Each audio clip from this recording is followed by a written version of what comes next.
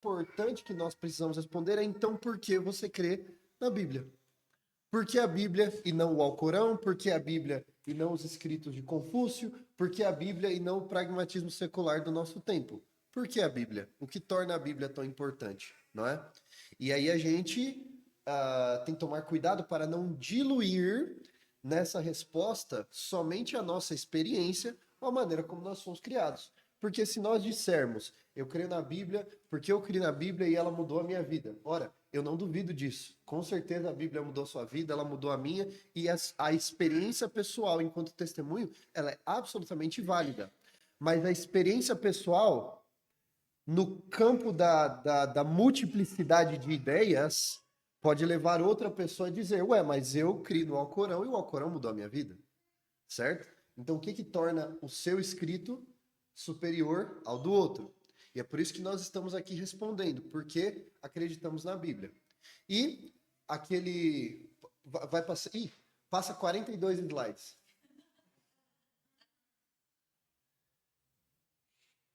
Nas últimas semanas nós falamos um pouquinho sobre algumas coisas, mas antes vamos chegando. Aí, mais um? Não, na verdade volta dois. Isso.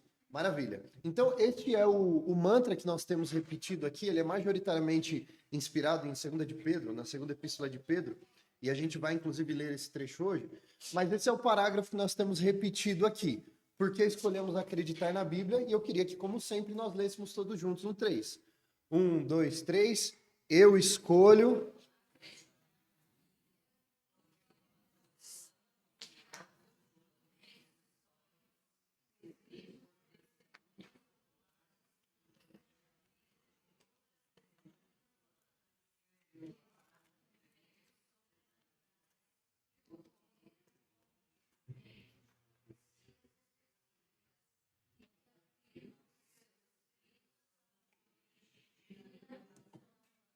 Amém? Então, pode voltar por enquanto? Nas últimas duas aulas nós falamos um pouco sobre o início dessa proposição aí.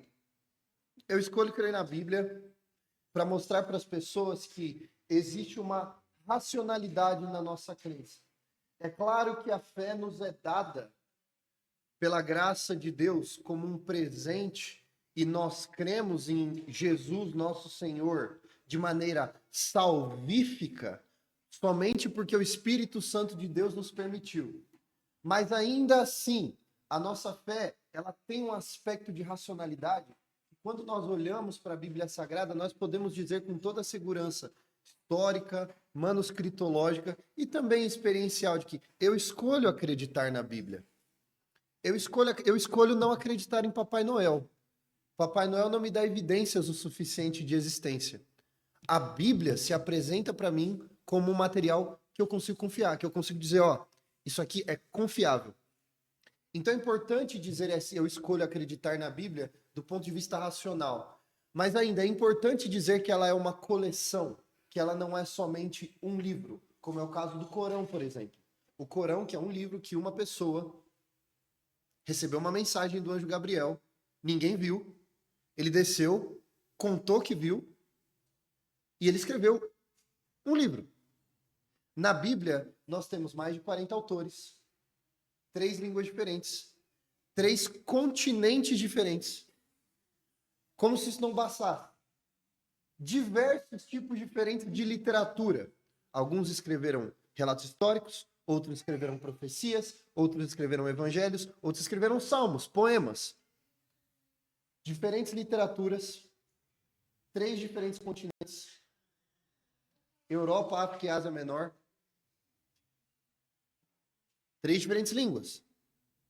Pessoas que não se conheciam.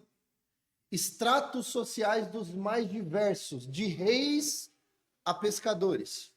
E todos esses escritos eles se encontram com uma mensagem coesa, mesmo tendo sido escritos ao longo de 1.500 anos. Foram 1.500 anos que esse livro demorou para ser produzido. Então, veja, é importante dizer que esse livro é uma coleção e que ele é uma coleção confiável.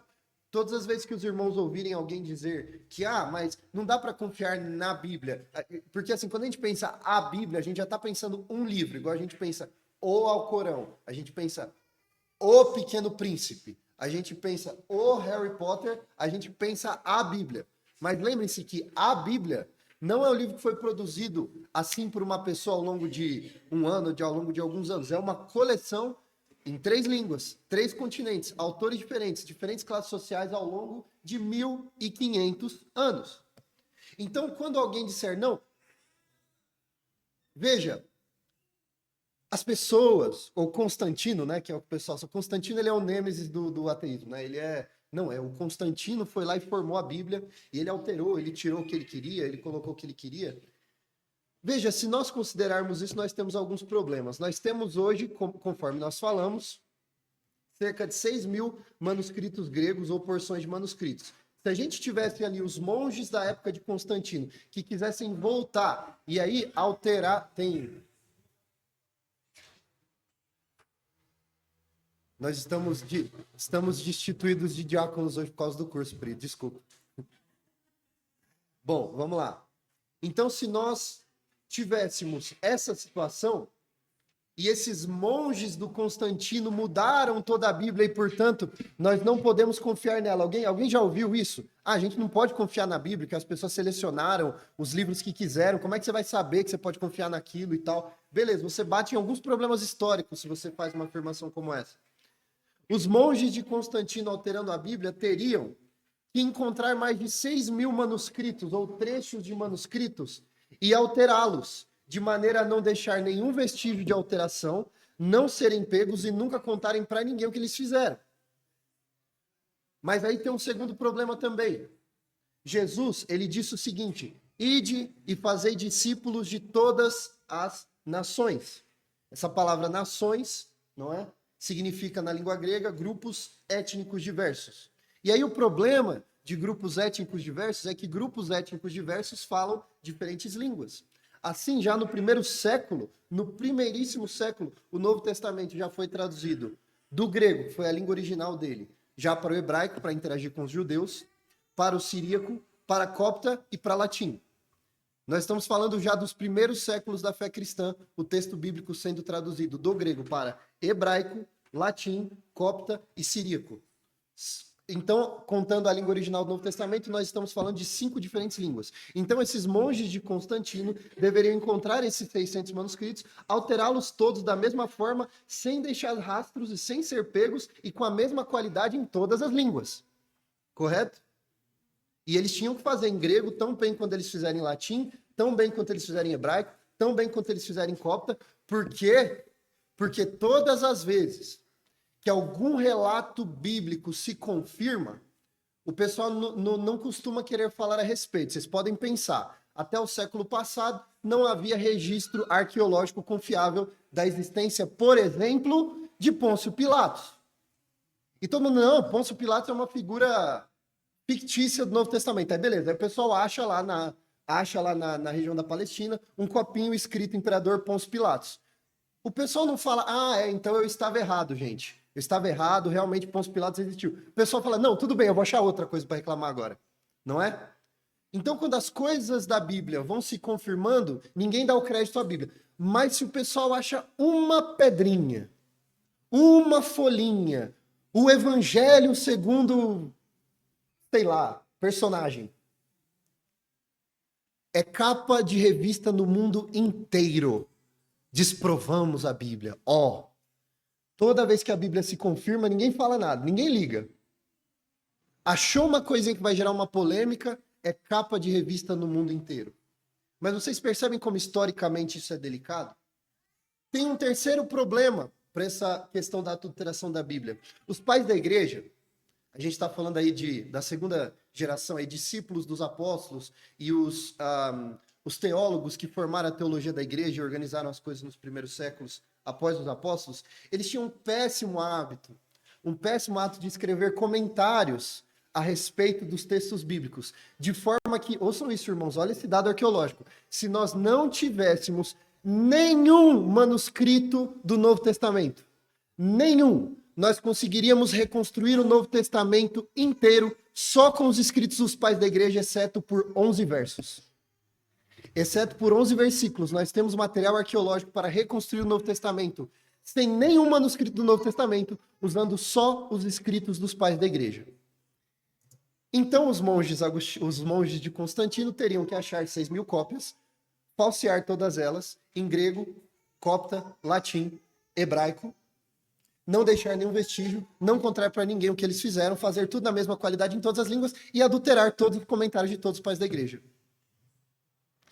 Mas ainda, quem nunca viu uma estampa na traseira de um caminhão com o Salmo 23, o Senhor é meu pastor, nada me faltará, que é um hábito comum, né, dos cristãos e das pessoas que têm seus escritos religiosos, que é estamparem escritos dos seus escritos religiosos nos seus bens, na sua casa, não é da cultura judaica, né? Ensine a palavra do Senhor ao seu filho, pendure no pescoço, escreva nas ombreiras das portas. Então nós temos também os cristãos piedosos do primeiro século, que faziam nas suas casas escritos, escreviam na louça, escreviam nos copos, escreviam nas paredes, as coisas que estavam escritas no Novo Testamento e as coisas que são ensino de Jesus. Então, os monges de Constantino que adulteraram a Bíblia teriam que adulterar mais de 6.000 manuscritos, adulterar todas as cópias em grego, em hebraico, em copta, em siríaco, em latim, não deixar vestígio, fazer tudo na mesma qualidade em todas as línguas, adulterar todos os escritos dos pais da igreja e destruir qualquer vestígio de qualquer cristão pequeno que tenha escrito na sua louça alguma citação da Bíblia também. Aí nós teríamos uma adulteração, talvez, que desse certo da Bíblia. Você pode acreditar nisso, ser uma pessoa de muita fé para acreditar nisso, ou você pode olhar para o relato histórico e dizer, realmente, a Bíblia é um material histórico perfeitamente confiável, historicamente. Percebam a importância de que a Bíblia ela seja uma coleção, que ela seja uma coleção confiável de documentos históricos. Eu escolho acreditar na Bíblia, então nós falamos nas 2 últimas aulas, porque ela é uma coleção confiável de documentos históricos. Conseguimos falar isso juntos? Eu escolho acreditar na Bíblia porque ela é uma coleção confiável de documentos históricos. Ok? O que nos leva ao próximo trecho. Pode passar, por favor, Mari? Hoje, nós vamos falar sobre isso aqui. A Bíblia é uma coleção confiável de documentos históricos escritos por testemunhas oculares. E aí a gente não pode parar aí. Por quê? Teoricamente, o Alcorão também foi escrito por uma testemunha ocular. Correto? Ora, Mohammed, ele subiu ao monte, ele viu o anjo Gabriel, diz ele, né? Ele recebeu a inspiração para escrever o Corão, correto? Então ele é uma testemunha ocular. Agora qual que é o problema? Ninguém mais viu. Ninguém estava lá para ver. Então sim, não, o Alcorão também foi escrito por testemunhas oculares. Ok, quantas? Uma. Ou seja, é um cara falando com toda certeza que ele viu? Só um? Hã?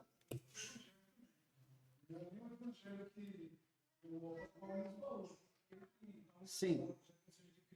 Sim. Pregando outro evangelho, seja anátema. Exatamente. Só que isso aí, Evandro, isso é interessante. Isso aí, para nós, é um argumento. Para nós cristãos, a gente olha os escritos de Maomé e a gente...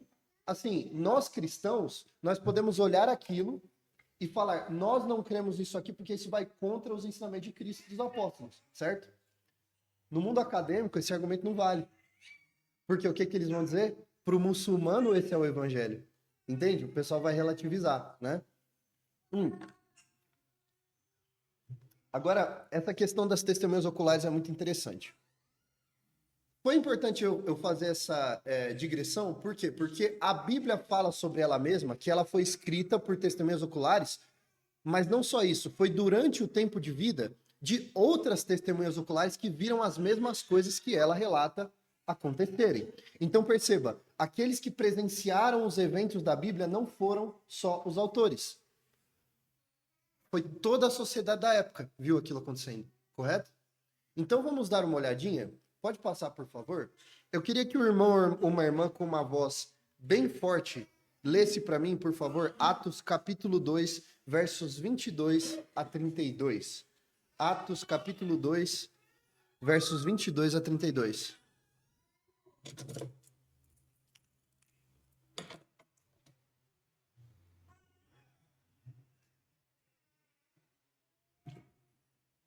Beleza?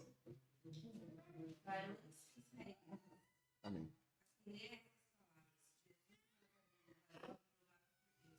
Diante de vós, com milagres, prodígios e sinais, os quais o próprio Deus realizou, por intermédio dele, entre vós, como vós mesmos sabeis. Sendo este entregue por um determinado desígnio, em presciência de Deus, vós o matastes, por mãos de níveis, ao qual por Deus ressuscitou, rompendo os grilhões da morte, porquanto não era possível fosse ele retido por terra. Porque a respeito dele, diante de mim, e sempre o Senhor, que está à minha direita, para que eu não seja abalado. Por isso se alegrou meu coração, e minha vida me exultou. Além disso, também a minha própria carne repousará em minha esperança. Porque não deixará a minha alma na morte, nem permitirás, não deixarás a minha alma na morte, nem permitirás que os seus vejam a minha unção. Fizeste-me conhecer os caminhos da vida, e caminhar com alegria na tua presença. Irmãos, seja-me permitido dizer claramente a respeito do patriarca Davi. Se ele morreu e foi sepultado, o Senhor túmulo permanece entre nós até hoje. Sendo nós profetas sabendo que Deus havia jurado que um dos seus descendentes se assentaria no seu trono. Prevendo isto, referiu-se à ressurreição de Cristo. Nem foi deixado na morte, nem o seu corpo experimentou a sua. A esse Jesus, Deus ressuscitou, do que todos nós somos testemunhas. Perfeito. Muito obrigado, irmã. Vamos pensar nesse texto um pouquinho. Você consegue fazer aquele... Hã? Deu ruim o quê? É porque eu conectei o HDMI aqui. O Jonathan te ensinou a fazer aquele switch lá do HDMI? Não sei se dá para fazer. Vamos lá. Vamos pensar nesse texto um pouquinho, meus irmãos. Olha só.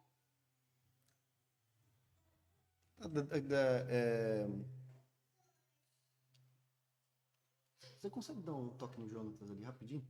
No Jonatas. No Jonatas. Sabe o Jonatas? O marido da... Aí, tá ali. É rapidinho, um minuto. Bom, vamos lá. Vamos pensar um pouco no que esse texto está dizendo. Esse texto está dizendo assim: israelitas, escutem o que eu vou dizer. Olha um perfil desse texto. De novo, a gente pode, nesse momento, já utilizar a Bíblia enquanto documento histórico para garantir aquilo que nós estamos falando, porque a gente já determinou que ela é um documento histórico confiável, tá? Então, olha o que esse documento histórico confiável está dizendo.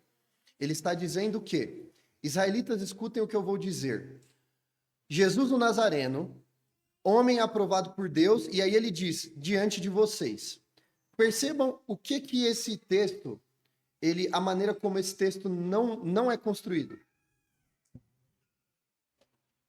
Quando você olha para o Novo Testamento, dá para fazer aquela inversãozinha do HDMI? Pluguei o meu. Por favor.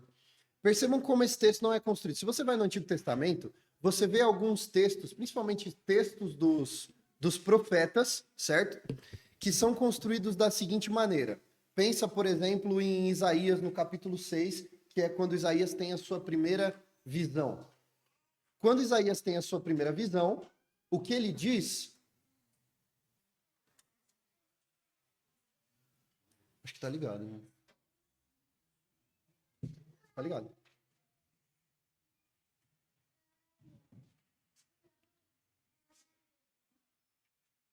E... Bonita essa família, hein, gente? Falo nada.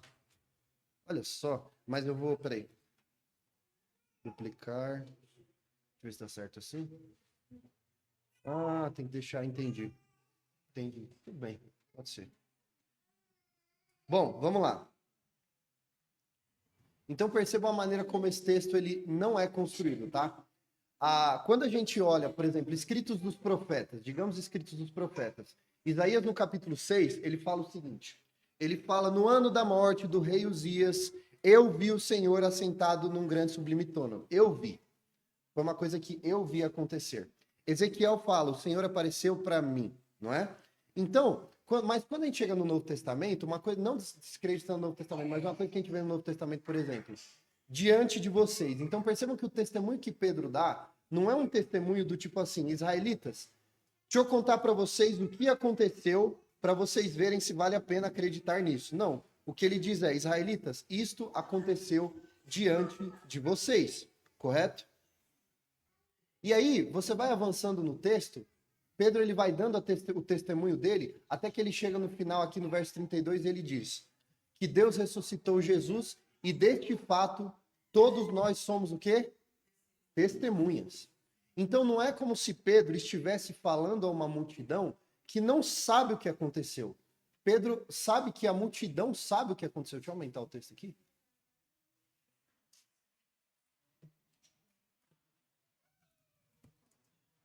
Perfeito. Bom, vamos lá. Agora vamos dar uma olhadinha num outro texto aqui. Percebam o que diz aqui, 1 de Pedro, no capítulo 2 e no verso 1. Eu quero que vocês deem uma olhada no espírito do Novo Testamento, em como os autores do Novo Testamento falam sobre os relatos que aconteceram. Olha só. Pedro fala que ele vai falar aqui sobre por que a Bíblia pode ser confiada. Por que nós podemos confiar no relato bíblico e no relato apostólico. Logo antes dele dizer que nenhuma escritura foi dada a vocês por interpretação pessoal e tal. Antes foram homens de Deus que falaram da parte de Deus. Vejam o que ele diz antes disso. Antes disso ele diz: não lhes demos a conhecer o poder e a vinda do nosso Senhor Jesus Cristo segundo fábulas engenhosamente inventadas. Mas o quê? Podemos ler essa parte juntos aqui? Mas...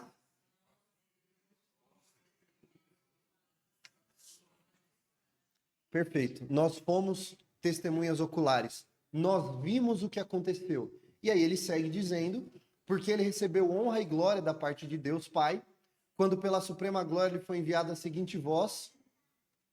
Vamos daqui, todo mundo? Este...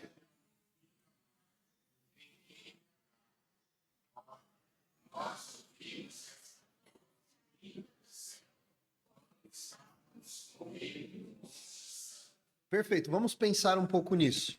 Quando as pessoas falam assim, quem garante que a Bíblia é um livro confiável? Quem garante que... E, de novo, as pessoas falam sobre a Bíblia como um livro fechado que uma pessoa escreveu. Eventos a respeito de Jesus, por exemplo, batismo de Jesus, a voz veio do céu e disse, este é o meu filho amado, em quem me agrado. Certo? Isso foi uma coisa que aconteceu, Jesus ouviu, contou para os discípulos e os discípulos replicaram? Os discípulos ouviram. E aí, 2 vezes. E aí você pode pensar o seguinte, tá, mas aí quem garante que isso que está escrito aí aconteceu de fato? Aí pensa comigo, gente. Esse relato, ele nos é contado em Mateus, ele é contado em Marcos, ele é contado em Lucas, ele é contado na primeira epístola de Pedro. Certo? Mateus é uma pessoa. Marcos é outra pessoa. Lucas é outra pessoa e Pedro é outra pessoa. E todas essas pessoas relatam que os que estavam presentes ali ouviram essa voz. Dessas, vamos lá, exercício de Bíblia, Bíblia Quiz. Quem desses 4 aqui que escreveram sobre a voz que veio do céu? Mateus, Marcos, Lucas e Pedro. Quem desses estavam presentes lá, ouvindo? Tempo. Mateus e Pedro. Mateus e Pedro. Porque Marcos ele veio depois, né? Ele era discípulo de Pedro e Lucas não esteve lá. Mas desse grupo que escreveu, nós temos pelo menos 2 pessoas que estavam ali, que ouviram o que aconteceu. E aí nós temos 4 evangelistas, 4 relatos históricos contando a mesma história. Então, quando alguém fala assim, mas é só a Bíblia que conta essa história, vírgula, a Bíblia é uma coleção de documentos históricos escritos por pessoas diferentes. Então, aqui nós temos pelo menos 4 documentos históricos que falam isso, correto? Perfeito. Agora pensem comigo. Um dos princípios, e aí o pessoal gosta tanto de falar de ciência e quer submeter o texto bíblico ao crivo científico, como se o método científico avaliasse história, né? Mas, o pessoal gosta de falar de ciência para descreditar a Bíblia, vamos falar um pouco sobre ciência rapidinho. Um dos princípios da ciência para que uma hipótese se torne uma teoria, ou seja, para que uma coisa que alguém falou possa ser testado e aquilo, portanto, se torne uma teoria científica, é um princípio chamado falseabilidade. O que é falseabilidade? É a possibilidade de você falsear uma afirmação. Alguém diz para você, o céu é verde. isso é uma hipótese. Ela é fácil de falsear. Você vai lá fora e olha e vê que é verde. É verde? Não é verde, portanto, é uma hipótese inválida. Agora, se eu digo assim, existem duendes invisíveis nos canos desta igreja. Certo? Tá, isso é uma hipótese. Ela é falseável? Não, deixa eu ver. Não, é que não dá para ver porque eles são invisíveis. Não, mas deixa eu tocar então. Não, eles são translúcidos. Se você tocar, ele atravessa. Mas eles estão lá. Tô falando. Não, mas como é que... Não, ele só fala com pessoas que acreditam neles. Certo? Tudo bem, é uma hipótese. Mas ela é infalseável. Ela vai ficar no campo da hipótese, porque você não consegue brigar com essa hipótese. Toda hipótese, toda afirmação, ela precisa ser falseável para ela ser testada. E aí você bate nela, você falseia. Alguém diz, tá, nós vimos Jesus ressurreto. Você poderia acabar com o cristianismo no primeiro século, indo falar com as pessoas e testando para ver se aquilo de fato aconteceu. É muito simples. Sai falando, não, vai falar com a Maria, leva a Maria à tortura. É verdade que teu filho, ele ressuscitou dos mortos mesmo? Sabe? Testa. E testaram, sabia? Cristãos foram jogados aos leões para falsear esta hipótese. E eles não negaram.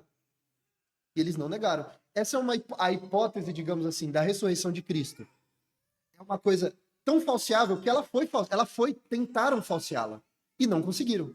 Que tal? Beleza. Agora vamos avançar mais um pouquinho aqui e dar uma olhada aqui em 1 de João, quando João ele fala a respeito do testemunho dele. 1 de João, verso 1. E aí vamos aproveitar e ver também esses versos aqui. Vamos lá.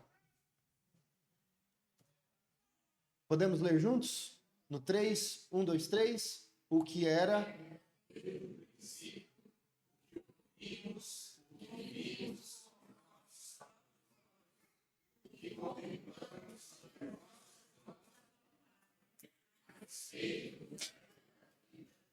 E a vida se manifestou, e nós vimos dela testemunho, e anunciamos vocês a vida eterna, e lá sobre o que vimos e ouvimos, partilhamos também a vocês, para que também vocês tenham comunhão conosco. Ora, a nossa comunhão Percebam a maneira como João fala a respeito do que aconteceu. Nós ouvimos, nós vimos, nós contemplamos e nossas mãos apalparam. Irmãos, toda vez que eu leio esse texto, eu me lembro do relato de João nos Evangelhos, ele reclinando a cabeça dele sobre o ombro de Jesus. Os apóstolos tocaram em Jesus. Tomé tocou nas chagas do Jesus ressurreto. Percebam a maneira como eles contam. Pedro, ele garante, nós não estamos falando para vocês sobre alguma coisa que nos contaram, não é uma fábula, nós vimos. João, quando vai falar sobre o verbo, ele fala, nós vimos, nós ouvimos, contemplamos e apalpamos. Quando ele vai iniciar o seu evangelho, ele fala, o verbo se fez carne e habitou entre nós, e nós vimos a sua glória. A gente viu, ele estava aqui entre nós, ele comia com a gente, ele conversava com a gente. Eu reclinava a cabeça no ombro dele, nós vimos. Irmãos, vocês leem esses relatos em outros livros religiosos, mesmo que esses outros livros religiosos, porque assim, se você pega, eu estou sempre usando o Alcorão como paradigma aqui. Se você pega o Alcorão, por exemplo, o Alcorão ele vai ter relatos de uma testemunha ocular que ninguém estava lá, e ele não fala nesses termos. Ele fala nos termos de algo que ele presenciou e que agora as pessoas precisam crer porque ele é o profeta. Mas Jesus veio como profeta, todo mundo viu, e não foi Jesus quem escreveu os relatos do Novo Testamento. Ele passou para outras pessoas que, em unanimidade, em uníssono, dizem que viram, que tocaram, que ouviram e apalparam. Pessoas distintas, de estratos sociais distintos, em lugares diferentes. Vocês estão entendendo como a proposição do cristianismo ela vai se tornando, ela vai ganhando solidez? Ela vai ficando confiável? Ok, o que nos leva então a Lucas capítulo 1. E aí Lucas é muito interessante porque Lucas não foi uma testemunha ocular do que aconteceu. Lucas, ele era discípulo do apóstolo Paulo, discípulo assim, né? Ele acompanhava o apóstolo Paulo. E Lucas, apesar do ofício dele ser o ofício de médico, ele é hoje ele é uma boa fonte de relato histórico, porque ele cita muitas coisas da cronologia da Roma do primeiro século, quem estava reinando, quem era o procônsul, quem eram os sacerdotes da época. Ele cita muito isso, você consegue bater isso com os relatos históricos, certo? Agora vamos lá, vamos ver como é que Lucas começa. Agora vamos comparar esse início do Evangelho de Lucas com alguma fábula que vocês conhecem, com Era uma vez uma mulher chamada Branca de Neve, em uma terra longínqua que ninguém nunca viu, que ninguém nunca sabe. Vamos comparar isso com o relato de um historiador. Vamos? Visto que muitos já empreenderam uma narração coordenada dos fatos que entre nós se realizaram. Então já no verso 1 a gente percebe o seguinte. Havia uma miríade de pessoas escrevendo a respeito do que aconteceu. Havia várias pessoas. E Lucas está ali, né? Ó, muitas pessoas já fizeram isso. Correto? Exatamente, filho.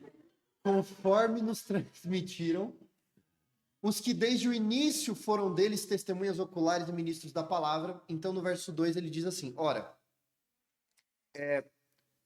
esses que empreenderam essa narração coordenada dos fatos, eles aprenderam isso a partir do que foi ensinado pela pessoa que viu o que aconteceu. É isso que o verso está dizendo? Não, é pelas pessoas que viram. Então, olha só, houve um grupo de pessoas que foi testemunha ocular e foi ministro da palavra, e eles transmitiram isso para diversas pessoas. Então, Lucas, ele está dizendo aqui que ele não foi testemunha ocular do que aconteceu. Mas ele pesquisou entre testemunhas oculares do que aconteceu, certo? Aí você fala, mas esse é um método válido?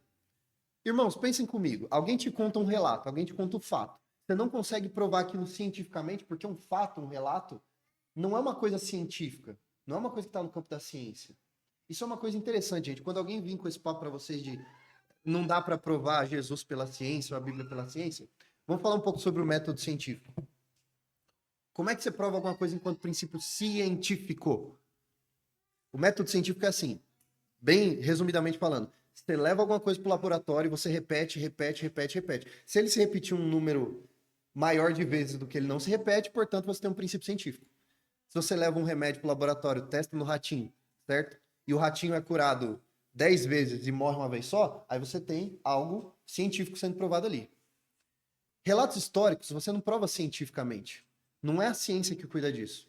Se alguém comete um crime e aí vão a tribunal, eles tentam provar cientificamente que o bandido matou a pessoa, que o crime aconteceu? Eles vamos ver, avaliar cientificamente aqui.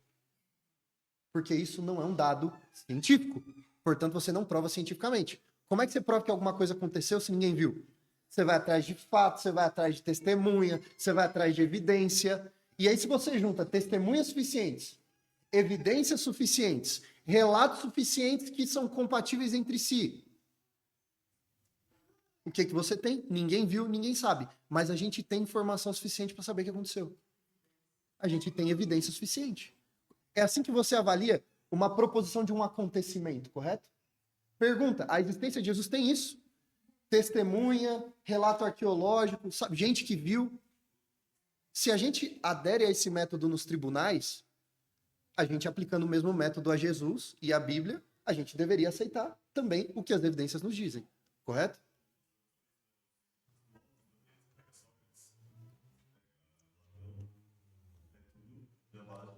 Exato. Você não tem nenhum dado científico. Muito menores.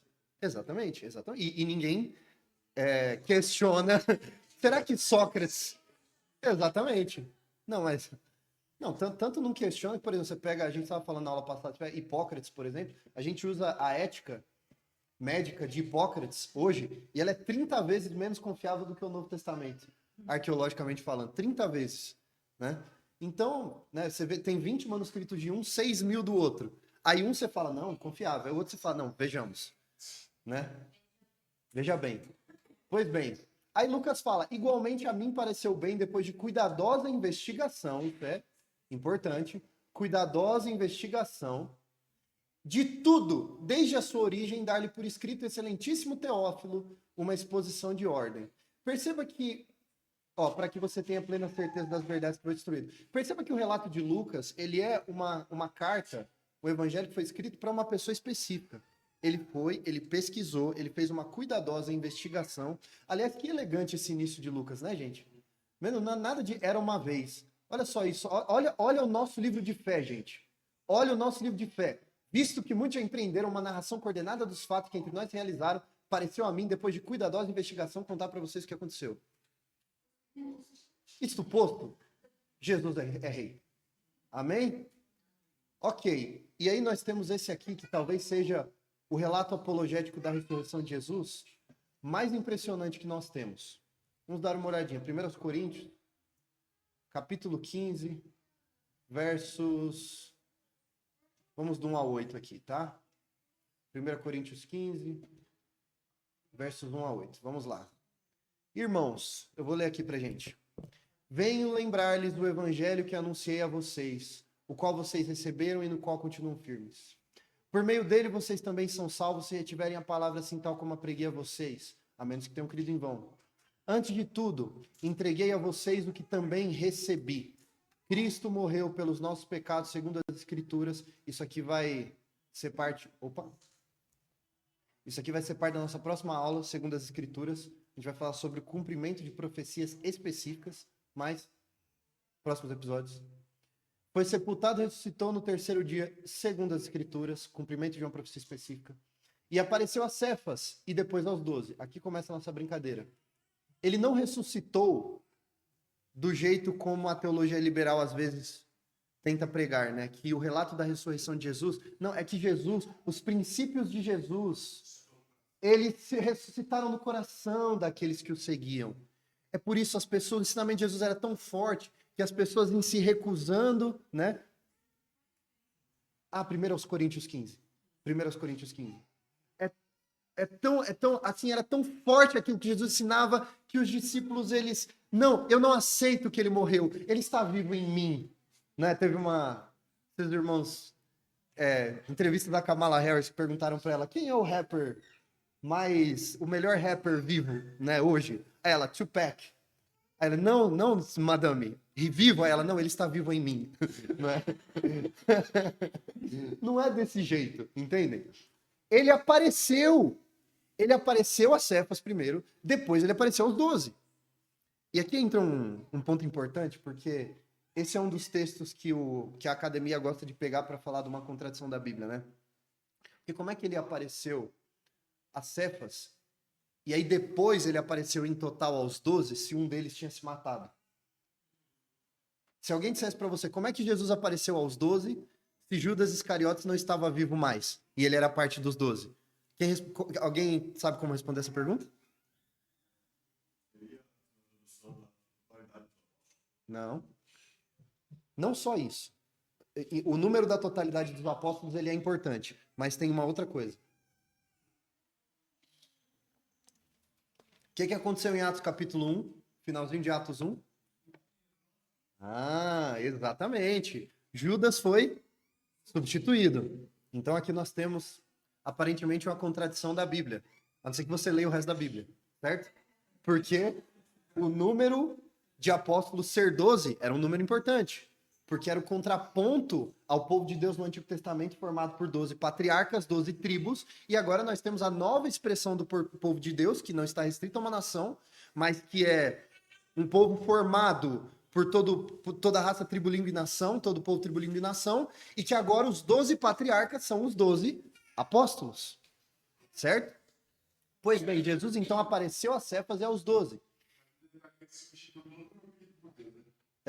Mas isso é uma conversa interessante. Isso é uma conversa interessante. Foi. Ligaram na terra e ligou no céu. Na verdade, o 12º deveria ser Paulo. Teve uma... teve uma discussão dessa uma vez numa escola bíblica que eu participei na época da pandemia com um pastor amigo nosso, e teve essa discussão lá, deu um burburinho, né? Se a escolha de Matias foi uma escolha precipitada, e ele foi adicionado aos apóstolos quando o 12º apóstolo deveria ser Paulo, ou se de fato foi uma coisa que eles lançaram à sorte, Deus sacramentou, ligaram na terra, ligou no céu, e Paulo de fato é um 13º, que é o abortivo, exatamente. Ele é o chegado depois do tempo e que faz com que o número 12 transcenda e, né? Bom, exato. Exato. Eu não sei, esse assunto ele é complexo, mas tinha 12. Ou 13. Onde tem... Pronto. É isso aí. Cadê? Saiu no microfone isso aí, não? Bom, aí ele foi visto por Tiago. Quem é Tiago? Irmão do Senhor. Também o viu, né? E por último foi visto por mim. Ou seja, Jesus aparecendo para Paulo não foi só uma visão de Paulo. Jesus apareceu e todo mundo viu a luz, que fez com que Paulo caísse, cego, correto? Como por um nascido fora do tempo. E aí, aqui ó, e essa parte é impressionante. Depois foi visto por mais de 500 irmãos de uma só vez.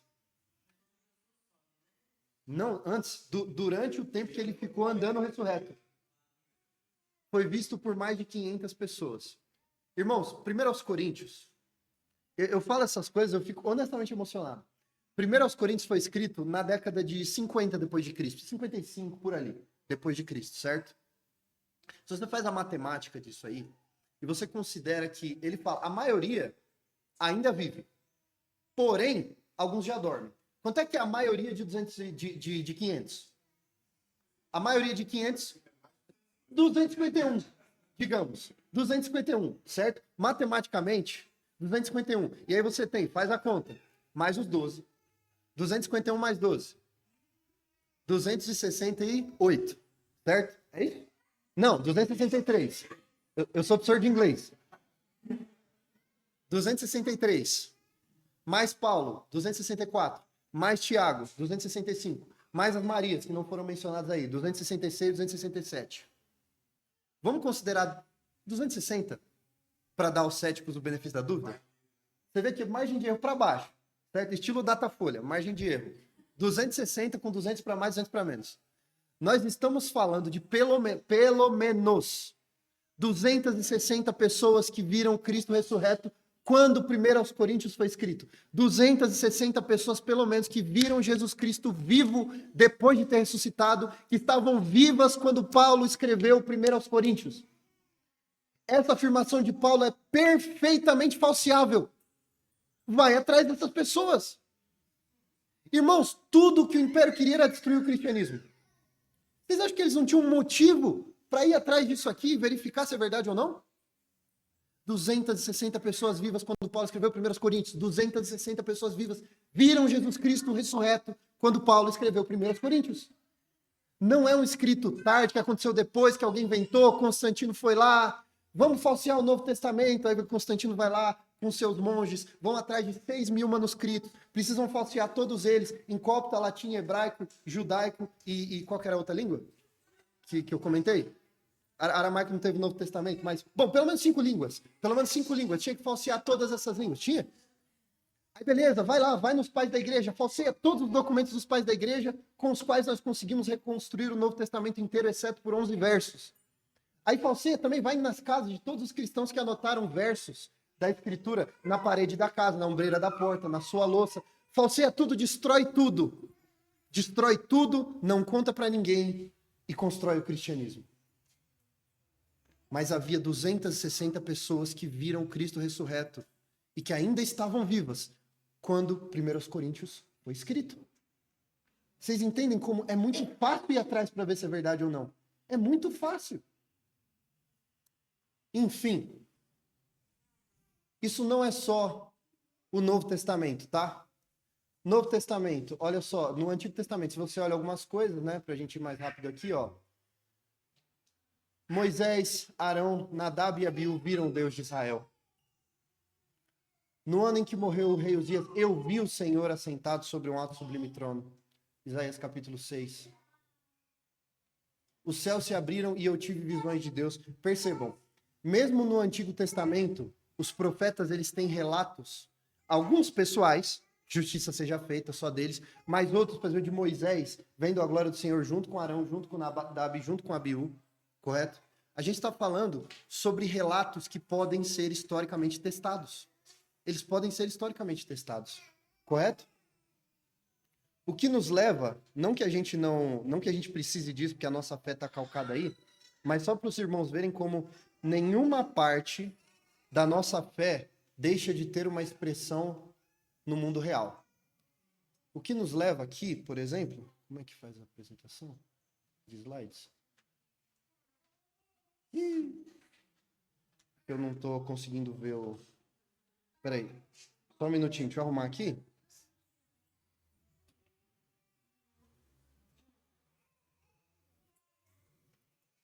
Um segundo. Botão... Qual que é o botão que põe para fazer a apresentação de slide no PowerPoint? No F o quê? F5. É que esse aqui é o do... Ah, tá, achei. Achei. É porque esse aqui é o do... É o do Google. E aí ele não... O comando é diferente. Mas beleza, já achei aqui já. Saiu? Ah, tá. Já sei. Beleza. Show de bola. Vamos lá. Nós temos aqui uma figura também importante para a história da igreja, por mais que ele mesmo não fosse... Não haja tanto relato de que ele seria um cristão confesso. Essa figura aqui chamada Flávio Josefo. Flávio Josefo, ele era um historiador judeu, tá? Esse Flávio Josefo, historiador judeu, ele escreveu um livro chamado Antiguidades Judaicas. Esse livro é de domínio público, os irmãos acham esse livro na internet com uma certa facilidade, né? Vejam que nós lemos nesse livro, Flávio Josefo, ele foi, historiador judeu, nascido em 37 depois de Cristo, então uma geração depois de Jesus, ele morreu no ano 100, tá? Ele sobreviveu ao morticínio, à guerra, né, judaico-romana, a guerra que aconteceu em 70, quando Tito Flávio, ele destruiu Roma, inclusive o próprio nome do Flávio Josefo, ironicamente, foi uma homenagem ao imperador Tito Flávio, que foi o imperador que destruiu Jerusalém, né? As ironias aí da vida. Mas ele era um historiador judaico que ele cuidou de fazer relatos a respeito dos judeus para preservar a história judaica por causa da destruição de Jerusalém, para que eles não perdessem relato histórico, correto? Esse é Flávio Josefo. Pois bem, vejam esse trecho do livro, que assim, de novo, você não vai ver nenhum historiador de respeito dizendo que Flávio Josefo é uma figura mitológica, tá?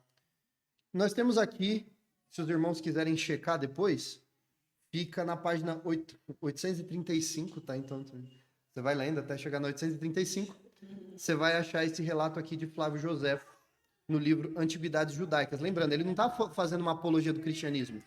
Flávio Josefo estava falando dos judeus. E vejam o que ele diz na época, a respeito da época de Jesus. Pilatos, governador da Judéia, enviou dos quartéis de inverno de Cesareia de Jerusalém tropas que traziam em seus estandartes a imagem do imperador, que é tão contrário às nossas leis, um judeu falando, que nenhum outro governador antes dele o fizera. As tropas entraram de noite, e por isso apenas no dia seguinte que se percebeu. Imediatamente, os judeus foram em grande número procurar Pilatos em Cesareia e rogaram-lhes aqueles estandartes. Em seguida, Pilatos tentou retirar dinheiro do tesouro sagrado para fazer vir a Jerusalém. Pelos aquedutos, a água dos nascentes estavam uns 200 estágios. O povo ficou de tal modo revoltado que veio em grupos numerosos queixar-se e rogar-lhe que não continuasse aquele projeto. Nesse mesmo tempo, apareceu Jesus, um homem sábio, se é que podemos considerá-lo simplesmente um homem. Tão admiráveis eram as suas obras. Ele ensinava os que tinham prazer em ser instruídos na verdade e foi seguido não somente por judeus, mas também por muitos gentios. Ele era o Cristo. Os mais ilustres dentre os nossos da nação acusaram-no perante Pilatos, e este ordenou que o crucificassem. Isso é Flávio Josefo, um historiador judeu, pós-Jesus, que estava reconstruindo a história judaica. A história dos hebreus é outra. Esse aqui é o Antiguidades Judaicas. Isso. Isso é Flávio Josefo, certo? E aí a gente tem um relato extra-bíblico. E aí nós temos Tácito, que foi um historiador romano, que viveu entre 56 depois de Cristo e 120 depois de Cristo. Ele não era judeu, ele era romano. Ele escrevia a respeito de Roma, correto? Pois bem, percebam o que Tácito diz no seu livro Anais da História Romana. Ele diz o seguinte, página 393 do livro Anais da História Romana. Mas nem todos os socorros humanos, nem as liberalidades do príncipe, nem as orações e sacrifícios aos deuses podiam desvanecer o boato infamatório de que o incêndio não fora obra do acaso. Aquele falando do incêndio causado por Nero. Assim, Nero, para desviar a suspeita, procurou achar culpados e castigou com as penas mais horrorosas os certos homens que, já dantes odiados por seus crimes, o vulgo chamado cristãos. O autor deste nome foi Cristo, que no governo de Tibério foi condenado ao último suplício pelo procurador Pôncio Pilatos. Então percebam o que este historiador romano está falando aqui. Ele está falando sobre a história de Roma e ele está aqui citando o incêndio causado por Nero em Roma. Quem aqui já fez cópia de CD, cópia de disco? Já fizeram isso? Vocês lembram como é que chamava aquele programinha mais de fazer a queima do CD? Nero, né? Sabe por quê, né? Porque Nero botou fogo em Roma, certo? É isso, é uma homenagem a Nero. Mas Nero, ele tentou atribuir esse incêndio ao acaso. Não conseguindo, ele colocou a culpa nos cristãos. E aí os cristãos foram acusados de terem queimado Roma. E aos montes os cristãos foram mortos nessa época. Isso é o imperador romano falando sobre este grupo, que tem como origem do seu nome um tal de Cristo, certo? Que foi crucificado sob o procurador Pôncio Pilatos. Vocês estão entendendo, gente? Que não só a Bíblia é uma coleção de livros escritos por testemunhas oculares na época de outras testemunhas oculares, como nós temos testemunhas oculares dos eventos bíblicos fora do campo da Bíblia, que dizem as mesmas coisas? Então, para encerrar, eu queria que nós lêssemos mais uma vez a nossa proposição até essa parte aqui, testemunhas oculares. Vamos lá? No 3, 1, 2, 3. Eu escolho acreditar na Bíblia.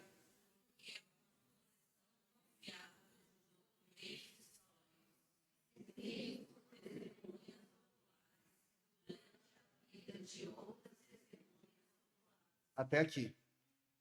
Certo? Nós cremos na Bíblia porque ela é confiável, ela é documental, ela é histórica, é uma coleção. Quem escreveu viu e estava no meio de outras pessoas que também viram.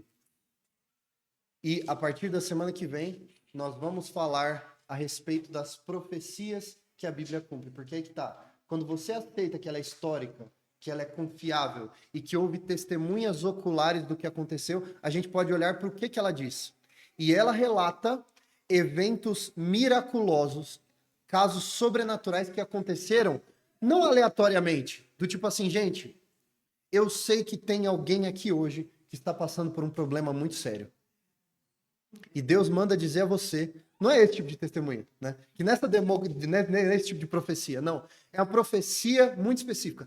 Tal coisa vai acontecer em tal época, assim, assim, assim e assim. Vocês olham as profecias de Daniel, por exemplo, é assustador. É assustador. Daniel, que viveu na época da Babilônia, ele profetizou a queda da Babilônia, a ascensão da Pérsia. A queda da Pérsia, lembra da estátua de Daniel? Dos reinos? A queda da Pérsia, a ascensão da Grécia. A queda da Grécia, a ascensão de Roma. E aí a queda de Roma e o nascimento de uma pedrinha, que era o último reino, que ia começar pequeno, como Jesus falou, como um grão de mostarda, mas que ia crescer e seria o reino dos reinos. A gente está falando desse tipo de profecia. Você consegue voltar e ver que aconteceu igualzinho o texto está dizendo. De Ciro, né? Exatamente. Ainda cita o nome. Então percebam, profecias específicas. Pode falar, tio Wilson. Aham.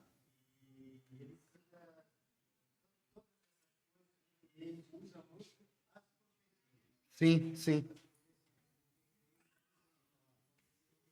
Aham. Exatamente, exatamente.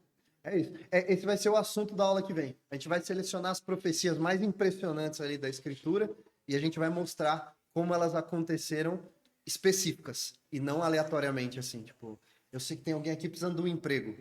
Deus está me falando que tem alguém aqui que precisa de um emprego, certo? No Brasil, qual a chance dessa profecia não ser verdadeira, né? Vamos orar, gente? Vamos ficar de pé?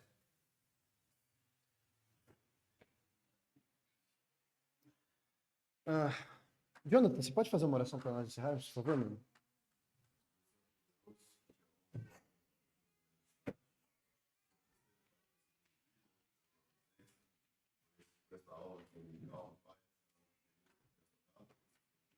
Sim, sim.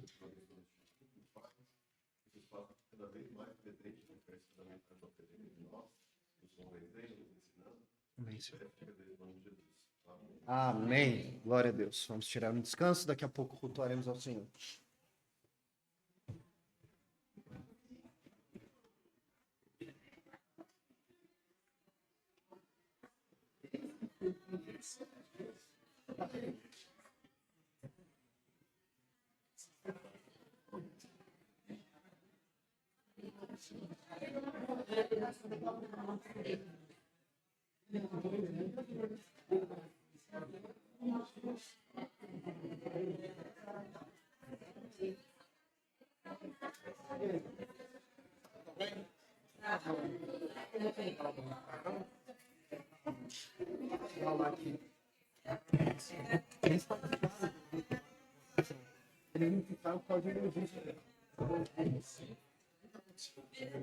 Ah, mano.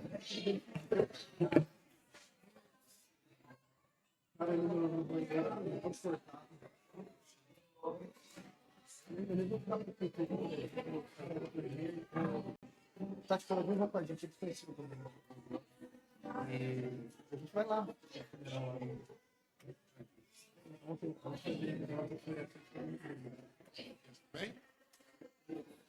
A mãe não parava, não parava de ficar. Aí começa. Deus.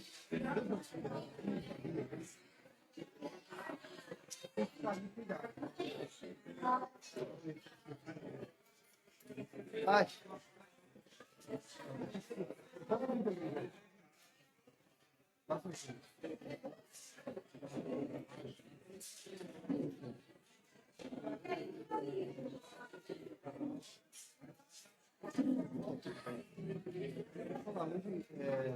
Conversa com a